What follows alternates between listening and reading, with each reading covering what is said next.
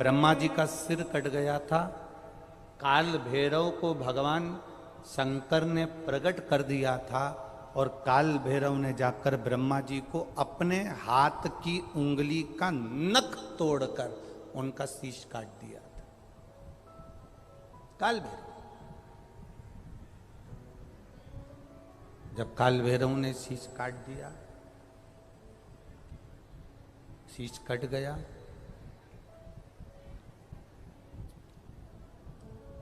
भैरव काल भैरव का आदर, सम्मान, सत्कार सभी देवताओं ने किया।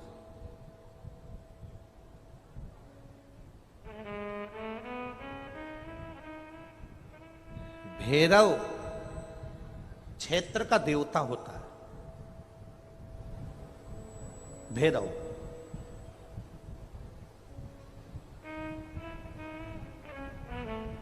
64 तरह के भैरव होते हैं।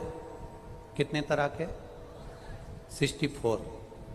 64 तरह के भैरव होते हैं और 64 तरह के भैरव, जितने भैरव होते हैं उतनी भैरवी होती है।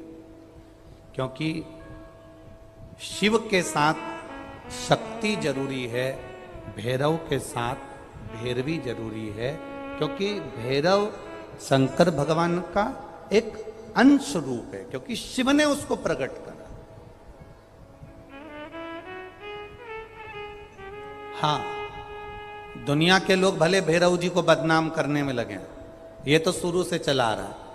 भैरव जी को कोई बीड़ी पिला देता है, कोई सिगरेट पिला देता है, कोई कह देता है कि भैरव बाबा को तो बीड़ी दे दो, भैरव बाबा को तो सिगरेट दे दो। ये ढोंग और प्रपंच मेरे शंकर की कथा में नहीं है।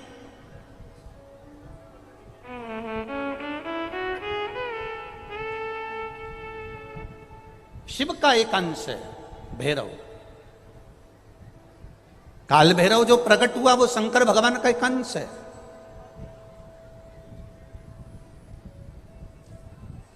काल भैरव जो प्रकट हुए वो शिव का एक अंश रूप है।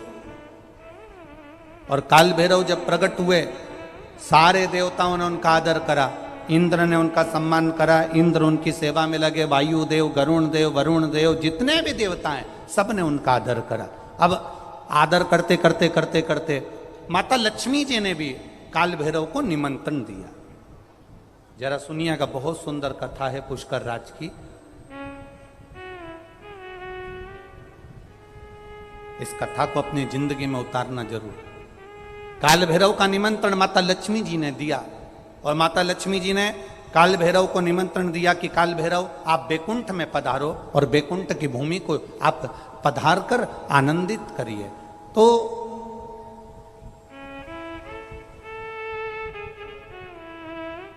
काल भैरव का काम क्या है? काल भैरव का कार्य क्या है? ये यहाँ राजस्थान की भूमि पर तो वैसे भी भैरू जी के मंदिर बहुत है। बोलो सही है कि गलत है? और पूरी दुनिया में जितनी भी, पूरी भारत की भूमि पर दुनिया के लोग कहीं पर भी लें, कहीं पर भी रहें, पर भैरू पूजने के लिए हमारे राजस्थान में आते जरूर हैं। भले वो कभी भी आए, पर राजस्थान में आकर भैरू पूज कर जाते ही हैं।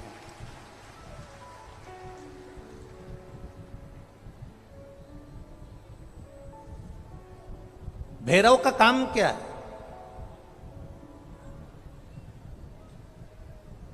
शंकर भगवान ने क्या केवल एक ब्रह्मा जी का सिर काटने के लिए काल भैरव को प्रकट करा? केवल एक कार्य के लिए ब्रह्मा जी ने, भगवान शिव जी ने काल भैरव को प्रकट करा? केवल एक काम के लिए? नहीं। मेरा भोलेनाथ एक कार्य के लिए काल भैरव को कभी प्रकट नहीं कर सकता, क्योंकि मेरे भोलेनाथ ने जब जब जो काम किया है वो संपूर्ण ब्रह्मांड के कल्याण के लिए किया है। इसलिए ब्रह्मा के सिर काटने के लिए, अकेले केवल ब्रह्मा का सिर काटने के लिए भगवान काल भैरव को प्रकट नहीं कर सकते।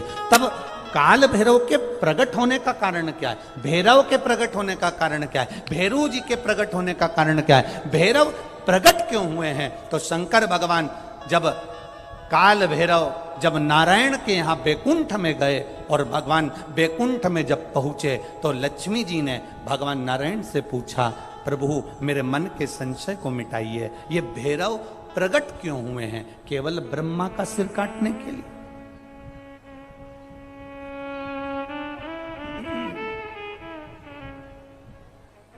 क्या ये ब्रह्मा जी का सिर काटने के लिए प्रकट हुए? आखिर भैरव प्रकट क्यों हुए? केवल एक ब्रह्मा का सिर काटने के लिए? भगवान विष्णु ने कहा नहीं, केवल ब्रह्मा का सिर काटने के लिए काल भैरव नहीं प्रकटे। लक्ष्मी सुनो, आज मैं तुम्हें सुनाता हूं काल भैरव भगवान शंकर ने क्यों प्रकट करा। उसका कारण केवल एक है। जब देव अधिदेव महादेव अपने नेत्र बंद कर कर बैठ जाते हैं और समाधि में लीन हो जाते हैं, साधना में लीन हो जाते हैं, तब काल भैरव का दायित्व बढ़ जाता है। भैरव का दायित्व बढ़ जाता है। और भैरव का क्या दायित्व बढ़ता है? तो सुनो लक्ष्मी, भैरव का दायित्व यह बढ़ जाता है कि जो शंकर के शिवालय में पहुंचता है, जो शंकर के शिवालय में पांव रखता है, जो शंकर के शिवालय में अंदर पहुंचकर शिवालय में अपना चरण रखते रखते रखते रखते देहली से जब अंदर जाता है और शिवालय में शंकर भगवान के शिवलिंग की आराधना करता है, जल चढ़ाता है, शमी पत्र चढ़ाता है, बेल पत्र चढ़ाता है, कमल पुष्प चढ़ाता है, भगवान की श्रृंगार कर कर चंदन अबीर गंध से जो पूजन करता है भगवान की, जब वो अंदर प्रवेश करता है तो भैरव का दायित्व ये हो जाता है कि उसके दुख को भैरव उसी समय पर भक्षण कर लेता है और उसको सुख देकर भेज देता है। ये भैरव का।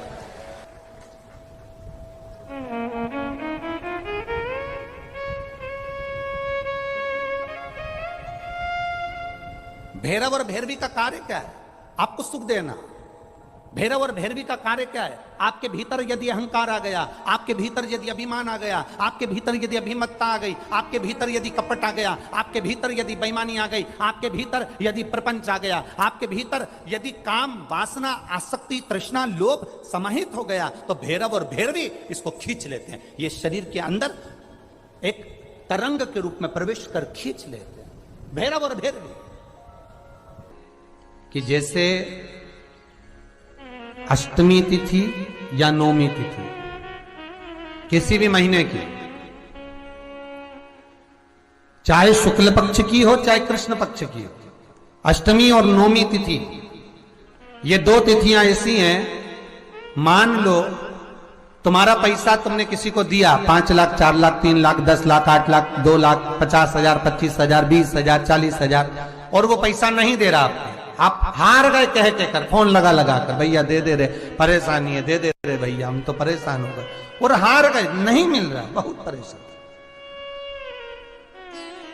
तो महाराज किसी भी अष्टमी या नौमी तिथि के दिन आप मां जगतजननी जगदम्बा का शिव के साथ में शिव शक्ति का स्मरण कर कर देवी के नाम की 9 आहुतियां सूखे बीले की, मतलब बीला जो सूख चुका है, फल जो सूख चुका है, उसकी 9 आहुतियां अग्नि में शंकर और सती के नाम से, शंकर और शिव के नाम से समर्पित करें, और आखिरी आहुति जो समर्पित करें उसमें थोड़ा सा भाग तिल का, और तिल भी काली नहीं चढ़ती उसमें, श्वेत तिल का भाग उसके साथ लगाकर समर्पित करें, और जिससे धन लेना है उसका नाम लेकर वो समर्पित करें महाराज, उसको सुध आएगी और वो पैसा किसी भी हाल में आपके हाथ में थमाकर जाएगा ही।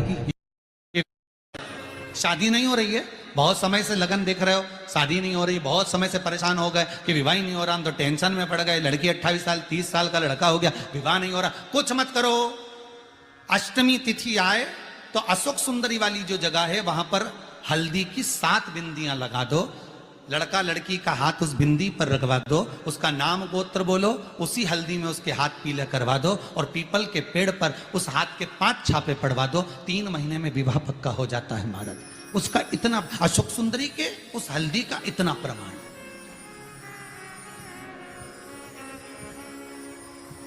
3 माह के अंतर्गत विवाह नक्की हो जाता है। इतना इतना प्रमाण है महाराज। भगवान शिव की आराधना का कोई साधारण फल है महाराज। लंबी बाती का प्रमाण अलग होता है। लंबी बाती क्यों लगाई जाती है? भगवान के मंदिर में दीप में, देवियों की पूजन में, लक्ष्मी की वृद्धि के लिए। कौन से देवता के यहाँ लंबी बत्ती लगती है और कौन से देवता के यहाँ गोल बत्ती लगती है, उसका भी प्रमाण वर्णन। किसी देवी की पूजन करो तो लंबी बत्ती आती है, कुल देवता की पूजन करो तो लंबी बत्ती आती है। किसी मंदिर में किसी देवता को लगाने जाओ तो गोल बत्ती लगती है, उसका भी प्रमाण है। लंबी बत्ती जहां लगाई है, अगर लक्ष्मी के सामने लगाई है तो लक्ष्मी की लंबाई बढ़ती है, लक्ष्मी की वृद्धि बढ़ती है। अगर कुल देवता के नाम की लगाई है तो वंश की वृद्धि होती है। इसलिए हमारे यहाँ अमावस्या पूनम को जो पाटे वाटे भराते हैं उसमें गोल बत्ती नहीं लंबी लगाई जाती है, जिससे हमारा वंश बढ़े। नवरात्रि में देवी जी की जो बाती लगाई जाती है वो लंबी लगाई जाती है, गोल नहीं। क्यों? क्योंकि जिससे माँ हम पर कृपा बनाकर रखे, हमारा वंश खूब बढ़े, हमारे यहाँ लक्ष्मी की वृद्धि हो। स्थिर बाती, गोल बाती लगाई जाती है ब्रह्मा के मंदिर में, इंद्र के मंदिर में, देवता के मंदिर में। तुलसी के सम्मुख में लंबी बाती नहीं लगती, तुलसी के सम्मुख में गोल बाती लगाई जाती है महाराज, जिससे स्थिरता का भाव केंद्रित हो। स्थिरता का भाव।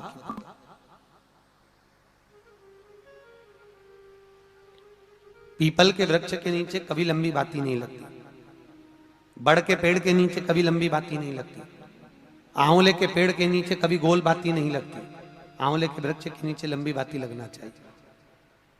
धन की वृद्धि, सुख समृद्धि। तुलसी के पौधे के नीचे लंबी नहीं लगती, गोल बाती लगती।